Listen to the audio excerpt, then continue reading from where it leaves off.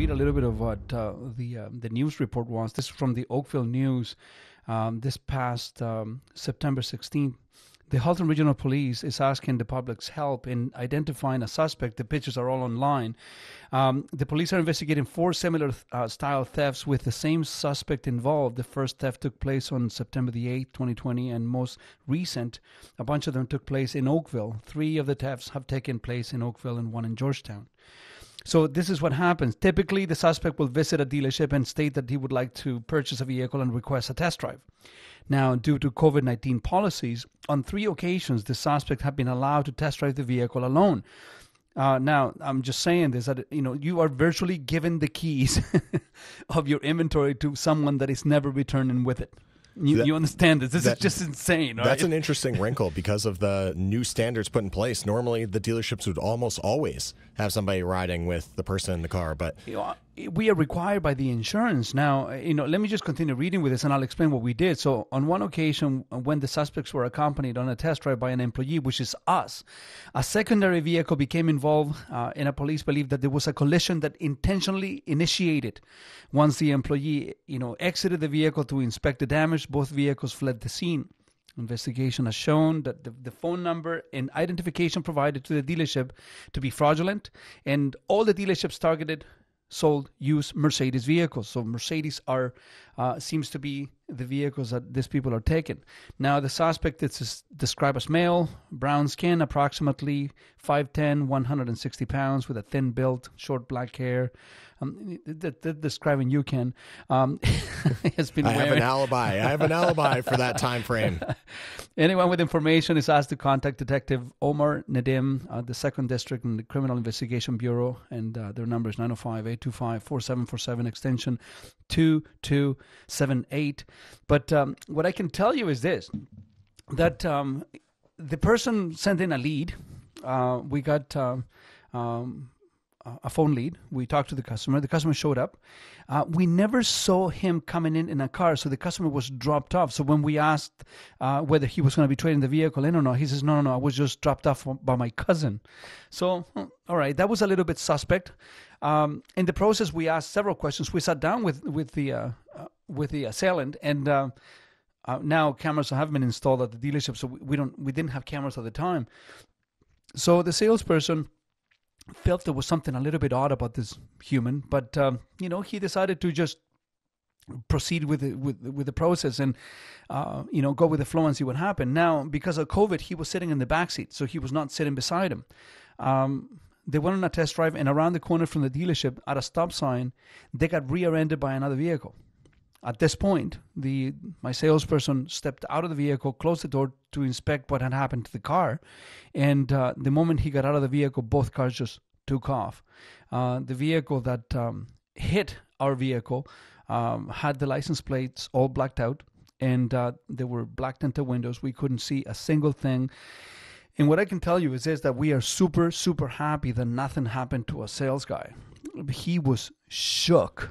Do we have Carrie on the line? Yes, we do. Carrie, good morning. How you doing?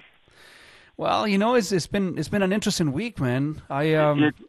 Especially in Oakville, I think that it's such a safe and awesome city that we become complacent and soft. What do you think? Well, hey, we're a community. We need to have these relationships, and we want to trust. We want to look at the good in society, and unfortunately, when people take advantage of our good nature, our goodwill, our hospitality, and just our courtesy, professionalism, there are always bad apples in the basket. And sadly, people are taking advantage of that. And it's unbelievably upsetting for me to even hear that story about how these criminals are coming in and manipulating a system that is there to provide great customer service. Well, look at it this way. I mean, this was it was a Mercedes 2018 Mercedes GLE. It's a $55,000 piece of inventory. Yeah. Traditionally we would, because of COVID, we try not to go on test drives with people because we don't want to be in enclosed spaces with strangers. And the reality is that we don't know anything, right? Right. And in an attempt to make it safer for the consumer and still protect our people, we normally don't go on test drives. So, my salesperson felt odd enough to go with this person on the test drive. Now, in retrospect, you were telling me yesterday when I talked to you, Kerry, that we shouldn't be heroes on this. We shouldn't be. Talk to me about that. So, first of all, like, you're involved in a collision. There's a duty and a mandate, an obligation for the drivers to get out and exchange information and understand what's going on. We don't want people putting themselves in jeopardy, particularly on busy highways, but you pull off to the side, you get out, and you talk to the driver, and you call police and call your insurance company. In a normal situation, that's what happens. But when we deal with stage collisions, and this is not just stage collisions for insurance purposes, because there's a huge issue around people claiming minor injuries and then claiming major injuries, going for therapies and going for assessments and doctors and all kinds of other benefits. You know, that's another whole issue that the insurance industry is dealing with. But now we're dealing with plain out fraud and theft.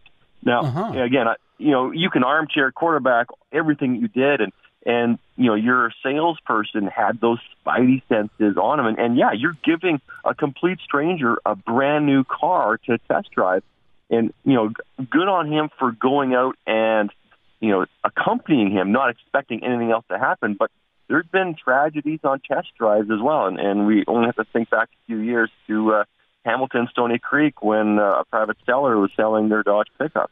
I was talking to Ken a little bit before before we came on air, and Ken hadn't heard about this. Can you narrate to the public what happened there? Because this was a big news, and I don't know how this just suddenly went away. Sorry, which one? What happened in Stony Creek with the gentleman selling the vehicle privately. Well, again, I'm not part of that investigation. I don't know a lot about it, but from what I've heard of the news, very similar really to what you have here. You're selling a car. Someone comes to your home or your business, and they want to test drive the car. And the owner goes with the prospective customers and goes for a test drive, and in this situation, never returns. Now, your salesperson returned, and which is good. We have an eyewitness. I guess I was thinking about that as well. Like, as much as you're giving your car to this customer, maybe one bit of advice, I don't know if you could do this, because everything is key fob auto start. Yep. Keep that key fob in your pocket. If you get out of that car, the key fob goes with you.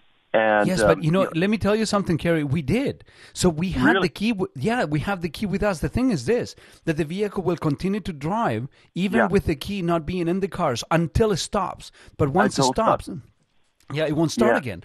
So, so we did that. The interesting thing is that, and one of the reasons why I wanted to talk to you, Kerry, is because, strictly from a policing standpoint, what do you think that are some of the additional precautions that we could take at a dealership level in order to protect ourselves from almost the unprotectable? Because it's virtually impossible to know what a criminal looks like here in Canada. Yeah, well, I know years ago I've gone on test drives and gone to try someone else's equipment or material or buying something, and you need to take it, and you have to put up collateral. So I don't know what kind of collateral. Now, the guy comes in without a vehicle, well, that's a big red flag right there. And, in terms of what kind of information, you're not going to take an imprint of a credit card, I don't think, for a deposit, and because that's just, I don't know. I don't know what you can do. In terms of protecting yourself, this is the way we've done business for many years.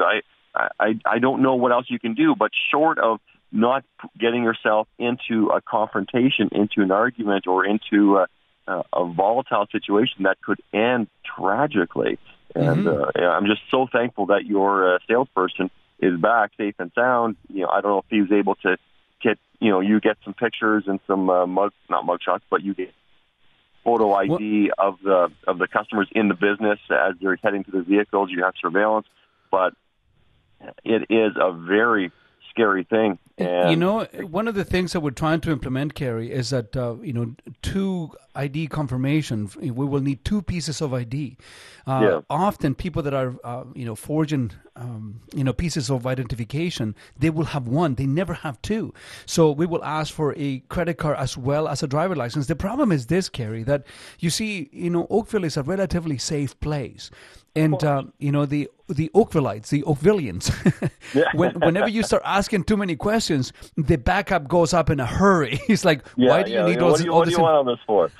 Precisely. And, try to explain to them that we were just victim of a theft of a ring of assaults, within the area that, cars are being stolen.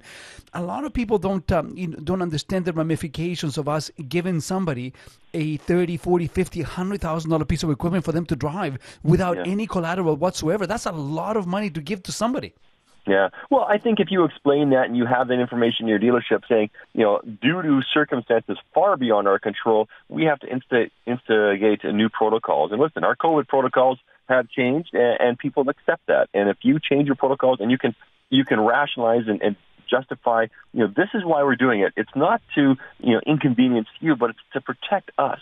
And, just to give us some assurances of what's going on. We live in a different world, and our world is changing, and people are buying, massive things sight unseen. And yet you can go to a dealership and pick up a $100,000 car and, drive around the block completely on your own. And, it's interesting. Some vehicles obviously have vehicle trackers on them. And some vehicles do.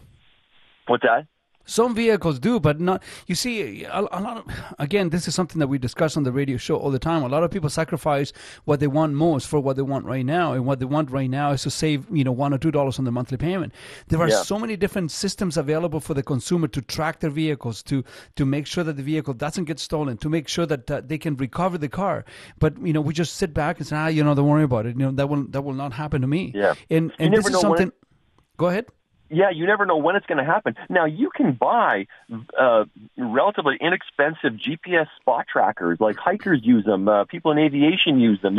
You throw them in the car. So when the salesperson goes back to get the car, to get the keys, to get the dealer plate, and to get the paperwork, well, throw the spot tracker in the back of the truck there as well, and no one knows it's there. And you grab it out in the spare tire, and at least you have some tracking of the vehicle. Of the vehicle. Yeah, so that's something maybe in addition to other onboard vehicle tracking systems that are available on some manufacturers. But you can buy this yourself, and dash cams and so on have trackers on them, and that might be something you want to consider. You buy a few of them. You only have a few cars out at any given time at the moment, and that can be part of the process. You throw it in the car when you throw in the dealer plate. That's a very interesting suggestion, Kerry, and I will most definitely look into that. Now, a question for you here. Let's say that I'm a regular consumer, or I am a salesperson, and I'm going on a test drive with someone. I'm in the middle of a test drive, and somebody pulls out a knife on me, and I'm in the car. What do I do? Oh, my God. You know what? It's your personal safety. A vehicle is not worth a life, and people have had their lives taken from them because they've gotten involved. If this is a robbery, an assault, this is an absolutely life-threatening condition. I don't want anyone putting themselves in harm's way. If they pull a weapon on you and they make demands on you, I'm sorry. Try to get as much information, take a good look, try to understand where you are, what's going on. When you go on test drives, you're always, do you have an established route where your test drive takes you, or do you let them just cruise around?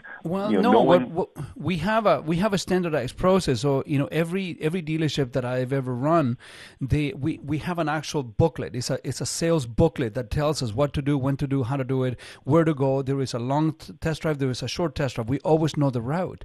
But those were the days in which we had to go with the customer. But now with COVID, we say, look, here are the keys. We have the information. Be safe. We'll see you back. And traditionally, we have a vehicle at the store, and for which we have the keys and we have the ownership, so that's not an issue.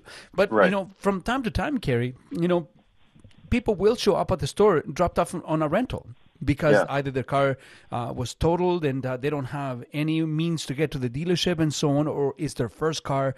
So it's not as uncommon as it may seem. Yeah. But in this case, there was almost no way that we could have known that this person was not who they were claiming to be. Of course not. And it's terrifying, Kerry, to know that somebody was in the car with one of my salespeople that was in fact an actual criminal, a dangerous person. And do you find that Canadians by and large, because it's such a safe country, that we don't listen to our intuitions? Because, hey, we've all been, I'm sure, a victim of fraud. Someone's duped us. Someone's scammed us. Hey, listen, I've been scammed. I've been duped. I've handed over money that I shouldn't have handed over. I've agreed to something that I probably shouldn't have agreed to. And, we want to look at the better, the society, the good in everyone. And, that's just the sad, unfortunate world that we live in, that not everyone esteems to be that good, upstanding citizen that is trying to do the best for society. And I wish we had a different protocol. Like, it's not that you're going to start having, a loss prevention officer running in an unmarked vehicle behind your test drive. The test drives, follow them around. Like, maybe that's where you need to go. Every test drive involves two vehicles, and you have another person following. But good grief, that's a huge burden on the dealership, and again, I wouldn't want to be followed around, because hey, you want to test drive the vehicle, you want to feel how it looks. You don't want to always have this car following behind you as well. So one of the suggestions. Sorry to interrupt you. One of the as you're speaking right now, one of the things that I just thought of is that in the age of social media, why not take a picture of the person that you're going on a test drive 100% of the time? Sure, yeah, and get a good shot, because that's who they are. We always take a nice picture of someone when they get the keys, and like here's the happy new customer of this brand new vehicle. Well, hey, here's your opportunity. Let's put your test drive on Facebook or Twitter and show off that, and that can be your promotional. Hey, John Doe is taking this new GL for a test drive. Congratulations! But again, people won't want to be on social media, but maybe taking a photograph is something that you need to change protocols. If they don't want to give us a credit card when they're going on a test drive, maybe we can take a picture on file, so this way we can protect ourselves. And this is a great idea. And it's amazing what happens when you start a conversation.